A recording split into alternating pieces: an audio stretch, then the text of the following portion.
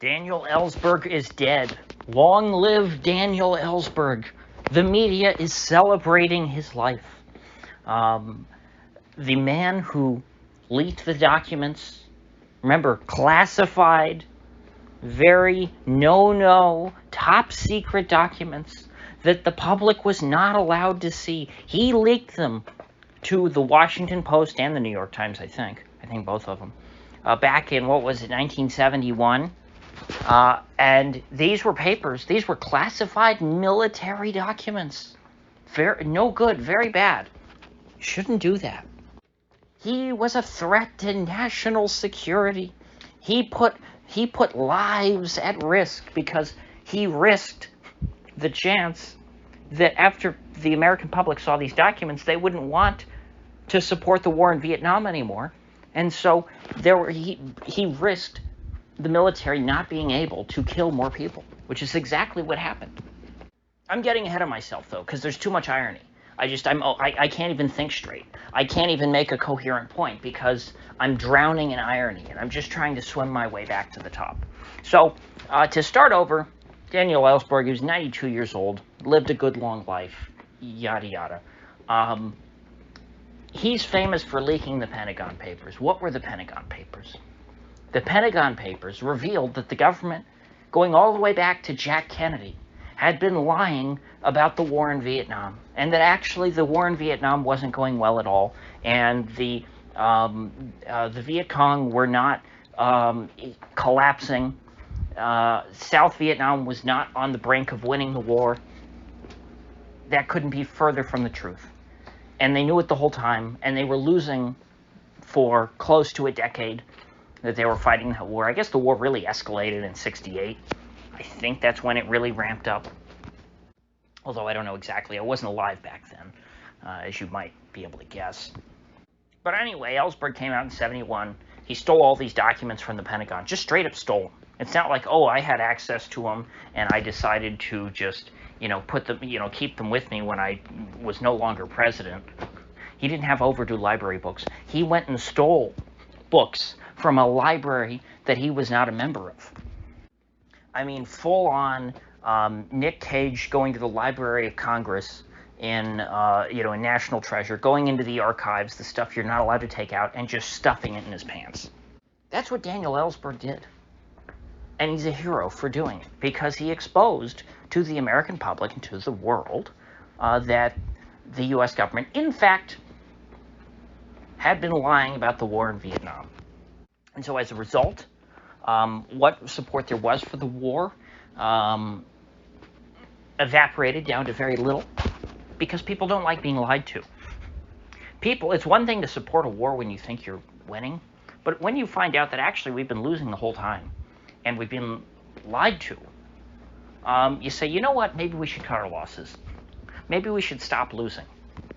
And so now that Daniel Ellsberg is dead and everyone agrees the war in Vietnam was a terrible mistake, the entire mainstream media is celebrating the man and mourning his death and saying he was a great person, he did a great thing for America. In the same week in which Trump is being indicted for the exact same crime that they tried to lock up Ellsberg for. Daniel Ellsberg was indicted under the Espionage Act. They said that he was a Russian puppet. A puppet of, who would it have been Brezhnev in '71? Or was that between Brezhnev and Khrushchev? I feel like there's a guy there I'm forgetting between the two, although it might have just gone straight from Khrushchev to Brezhnev. Anyway, he was a Russian puppet. That's what Kissinger said. That was the narrative. And that, of course, was not true. Daniel Ellsberg was an American patriot. He was not a traitor to Russia. He was not selling our secrets to Russia. No, he was releasing our secrets to the public because they needed to know.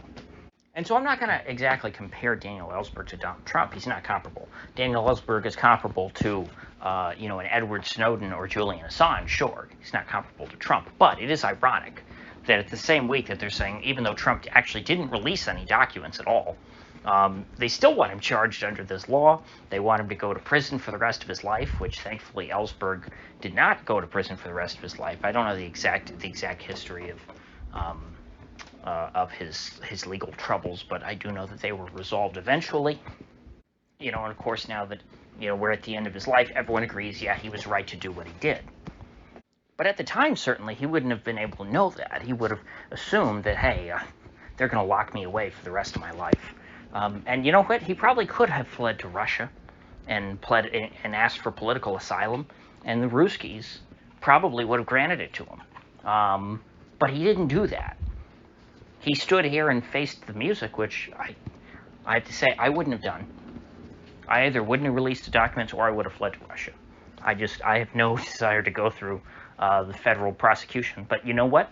He stood his ground, and he was rewarded for it because he got his freedom back, and he was ultimately recognized as a hero. But, as we all know, if he did it today, he would again be smeared as a traitor. The media would not be celebrating his life. They would be doing the exact opposite, as we see in all the other cases of people who go against the military-industrial complex narrative. You see, it's easy to oppose the Vietnam War because, all the leaders who perpetuated and pushed the Vietnam War are dead now. The only people alive are, the guys who were drafted and forced, enslaved by the military to fight that war. And likewise, the Iraq War, everyone agrees now, oh, that was terrible. Yeah, everyone agrees that it was terrible after it no longer matters, what your opinion is, after it's no longer a topic up for debate because the war is over and America did lose bigly.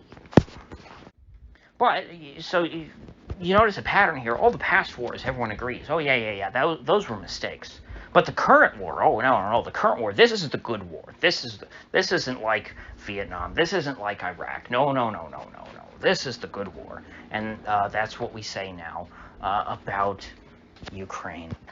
Now, 20, 40 years from now, everyone will agree that that supporting the Ukraine war was a bad idea. It was a bad investment. It only made things worse. Everyone will agree on this. I guarantee you, in 40 years, it will not be controversial. It won't be. But right now, you're a traitor to Russia. You are a bad person. You are heartless if you don't support the Ukraine war. If Daniel Ellsberg, at the age of 92, got a hold of some Pentagon documents that said, actually, yeah, we are losing the Ukraine war bigly, and the Russians have been winning the whole time, and all of the equipment that we're sending over there is getting wasted, and tens of thousands of young Ukrainian men and even boys who are being drafted, yeah, they're getting slaughtered, and this is going really badly. If somebody leaked those documents today, guess what? They'd be crucified as a traitor. They'd be locked away for the rest of their life. Hell, look at the 19-year-old kid from, I think it was Massachusetts, who leaked, some very minor stuff about the Ukraine war. He was a Pentagon leaker. He leaked some Pentagon papers. They call him a hero? No. CNN cheered as the helicopter was flying over his house, videotaping as they kicked down his door and, took him away. He's just disappeared. And the media cheers this. Now, you can't ask them, okay, well, how is that different from what Daniel Ellsberg did? They'll say, well, the difference is the Ukraine war is good and the Vietnam war was bad. That's what they'll tell you. It doesn't matter that the actions are the same in principle. They don't care. These are not people who have their own thoughts. They are themselves products of the narrative. They're incapable of critical thinking. They don't think independently. They are given the narrative that they are supposed to regurgitate. And the narrative itself is their worldview. Their worldview is, I stick to the narrative. So to sum things up, we have such a sick society. But we should derive inspiration and comfort from the example of Daniel Ellsberg because we know 20 years from now, everyone will claim that they were who we are today, that they opposed this war and they thought it was a bad idea the whole time. They'll all say it because, and they'll mean it wholeheartedly because that will be the new narrative. The new narrative will be the Ukraine war was always bad, and everyone will say, well, I was always in support of the narrative, and so if that's the narrative now, then of course that means I always opposed the Ukraine war and thought it was a bad idea.